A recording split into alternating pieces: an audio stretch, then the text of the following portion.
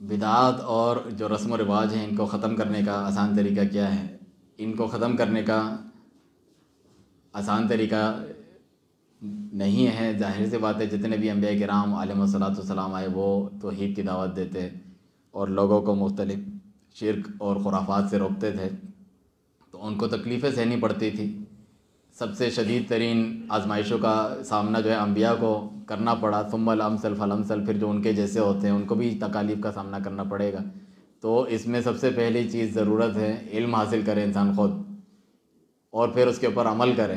خود اپنے عمل سے ظاہر کرے کہ میں یہ علم رکھتا ہوں، میں اس کے اوپر عمل بھی کرتا ہوں. پھر لوگوں کو اس کی طرف دعوت دیں، اور جب وہ دعوت دے گا تو اکثریت نہیں مانتی ہیں. ہماری آپ کی زبان کی کیا اہمیت ہے اور ہمیں کون سی اتنی حکمت اور پیار محبت آتا ہے. انبیاء کرام علیہم الصلوۃ والسلام جو حکمت سے بھرپور تھے، جو پیار محبت سے لوگوں کو بلاتے تھے، اس کے باوجود وہ ان کی بات نہیں مانتے تھے. ساحر، مجنوں، دیوانہ، جادوگر کہتے ہیں، ان کو قتل تک کر دیا. بعض کو، ان کے ساتھیوں کو، خود انبیاء کرام کو قتل کر دیتے. تو لوگوں کی طرف سے تو یہ سلوک ہوگا.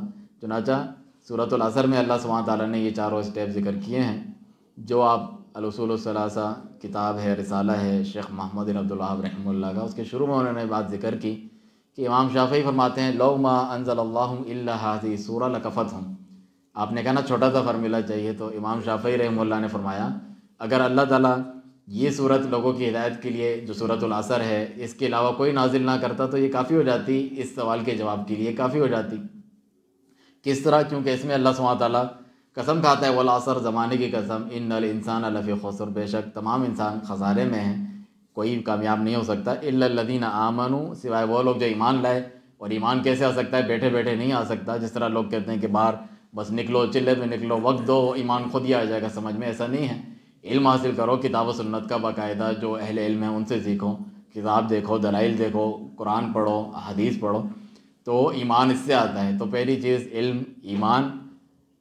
الا الذین آمنوا وعملوا الصالحات، پھر خود بھی نیک عمل کرے. ایسا نہیں کہ علم اس کے خلاف حجت ہو، علم حاصل کر کے بیٹھ گیا، عمل نہیں کر رہا، یہ تو خود قابل مذمت ہے اللہ تعالیٰ کے ہاں. پھر جب یہ دو چیزیں ہوں تو انہی کی طرف لوگوں کو دعوت دو، اس علم اور عمل کی جانب، کیونکہ تم پوری بصیرت سے دعوت دے رہے ہو. قل ھذہ سبیلی ادعو الی اللہ علی بصیرہ، کہو یہ میری سیدھی راہ ہے اللہ نے جو مجھے بتلائی ہے. ادعو الی اللہ، میں اللہ تعالیٰ کی طرف دعوت دیتا ہوں، یعنی نبی تم کہہ دو. علی بصیرہ، بصیرت یعنی علم کے ساتھ. انا ومن اتبعنی، میں بھی اس طرح کرتا ہوں، میرے ساتھی بھی اس طرح کرتے ہیں. کوئی کہہ سکتا ہے یہ تو نبی کا طریقہ ہے کہ وہ علم سے دعوت دیتے ہیں، ہماری مرضی جیسے دیں. ایسا نہیں. انا ومن اتبعنی، میں بھی علم سے دعوت دیتا ہوں، میرے بعد جو تم آؤ میری پیروی کرنے والے، تم بھی علم کے ذریعے سے دعوت دو. وتواصوا بالحق وتواصوا بالصبر، پھر ایک دوسرے کو جو ہے حق کی وصیت کرتے ہیں، یعنی دعوت دیتے ہیں. اسی کو کہتے ہیں دعوت و تبلیغ، جو صحیح دعوت و تبلیغ ہے. اور پھر جو ہے آخر میں صبر کا کہتے ہیں. آپ کہیں ایک دوسرے کو صبر کا کیوں کہہ رہے ہیں؟ یہ تو دعوت دیتے ہیں، تو صبر کی کیا ضرورت ہے؟ کیونکہ جو بھی صحیح دعوت دے گا اس کو ان تکالیف کا سامنا کرنا پڑتا ہے. تو صبر سے ہوتی ہے یہ تمام چیزیں. صبر کرنا ضروری ہے. علم کے ساتھ آپ لیس ہوں، عمل کریں، پھر لوگوں کو دعوت دیں. ایک نہیں دوسری نسل کوئی نہ کوئی بات سنے گا. ایسے بھی انبیاء کرام قیامت کے دن آئیں گے جن کی کوئی پیروی کرنے والا نہیں ہے، لیکن اللہ تعالیٰ کے یہاں وہ سرخرو ہیں، کامیاب ہیں. انہوں نے اپنی امت پر حجت تمام کی.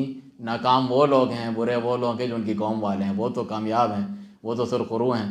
اور پر امید رہے اللہ کی راہ میں جب دعوت دے رہا ہو بصیرت کے ساتھ. جو بھی اس راہ میں تکالیف آئیں، اپنا بہترین نمونہ انبیاء کرام کو، خصوصاً رسول اللہ صلی اللہ علیہ وسلم کو سمجھے. لقد کان لکم فی رسول اللہ اسوۃ حسنہ، تمہارے لیے ہر موقع میں ہر وقت رسول اللہ صلی اللہ علیہ وسلم کی سیرت اور ذات میں بہترین نمونہ ہے.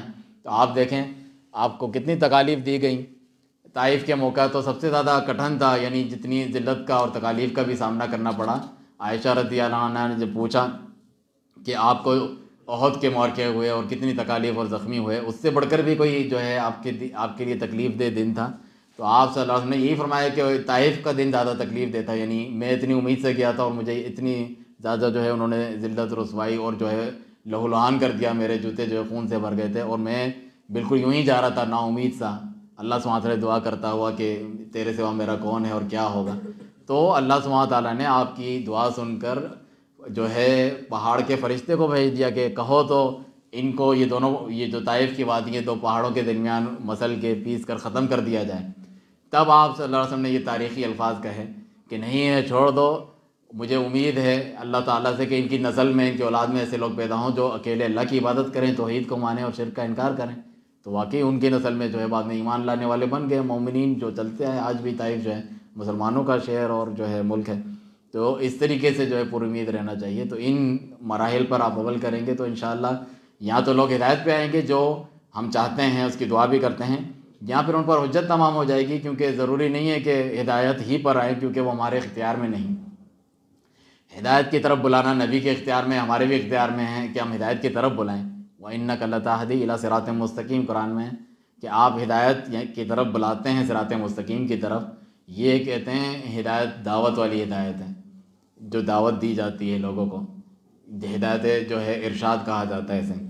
اور دوسری ہدایت ہے ہدایت توفیق، کہ آپ نے جو بات بتائی ہے اس پر کوئی عمل کر بھی لیں، تو یہ تو آپ کے ہاتھ میں، کیا نبی صلی اللہ علیہ وسلم کے ہاتھ میں نہیں؟ فرمایا اِنَّكَ لَتَهْدِي مَنْ أَحْبَبْتَ، اے نبی جس سے آپ محبت کرتے ہیں اس کو بھی ہدایت نہیں دے سکتے، جو اس سے محبت نہیں کرتے وہ تو دور کی بات ہے۔ چنانچہ آپ صلی اللہ علیہ وسلم نے ایڑی چوٹی کا زور لگایا ابو طالب کے آخر تک کلمہ پڑھ لیں، آخر میں بستر مرگ پہ بھی کہا کہ کہہ دیں، میرے کان میں کہہ دیں وَحَاجُّ لَكَ عِندَ اللّہ، کہ میں اللہ تعالیٰ کے سامنے اس کو بطور حجت پیش کروں گا۔ تو وہ آخر میں بھی جو ہے اپنی قوم کی عصبیت وغیرہ کی وجہ سے کلمہ نہیں کہہ پائے، کہ عبد المطلب کے دین کو چھوڑ دو گے جو بیٹھے ہوئے تھے ابو جہل اور دوسرے، اور جو ہے آخر میں ناک کٹوا دو گے۔ اس سے یہ بھی معلوم ہوا یہ جو رسم و رواج میرے باپ دادے یہ کرتے ہیں، یہ انسان کو کہاں تباہ و برباد کر دیتا ہے۔ کوئی نبی سے محبت بھی کرتا ہو، آپ کے لیے جانے دینے کو تیار ہو، سب کچھ دفاع بھی کرے، لیکن اپنی عصبیت اور باپ دادوں کی محبت کی وجہ سے صحیح عقیدہ ایمان آخر میں لانے سے محروم رہ جاتا ہے۔ تو اس سے ایک مسلمان کو اس تعصب سے پاک ہونا چاہیے۔ جب تک یہ چیز اندر گھسی رہے گی تو وہ صحیح عقیدہ ایمان نہیں اپنائیں گے۔ اِنَّ وَجَدْنَا آبَاءَنَا عَلَىٰ أُمَّةٍ، ہم نے اپنے باپ دادوں کو ایک چیز پہ پایا، ایسے ہی چھوڑ دیں؟ کیا وہ غلط تھے؟ مَا سَمِعْنَا بِهَٰذَا فِي آبَائِنَا الْأَوَّلِينَ، ہم نے تو سنا ہی نہیں اپنے باپ دادوں میں یہ بات۔ أَجَعَلَ الْآلِهَةَ إِلَٰهًا وَاحِدًا إِنَّ هَٰذَا لَشَيْءٌ عُجَابٌ، سارے معبودوں کو چھوڑ کے ایک معبود بنا دیں تو بڑی عجیب بات کرتے ہیں محمد صلی اللہ علیہ وسلم۔ چنانچہ یہ طریقہ ہے کہ آپ علم حاصل کریں اخلاص کے ساتھ، اس پر عمل کریں، پھر اس کی جانب جو ہے حکمت کے ساتھ مختلف انداز میں دعوت دیتے رہیں، اللہ سے دعا بھی کریں اور پھر صبر کریں۔ یہ طریقہ ہے بدعات خرافات کو چھوڑنے اور چھڑوانے کا انشاءاللہ۔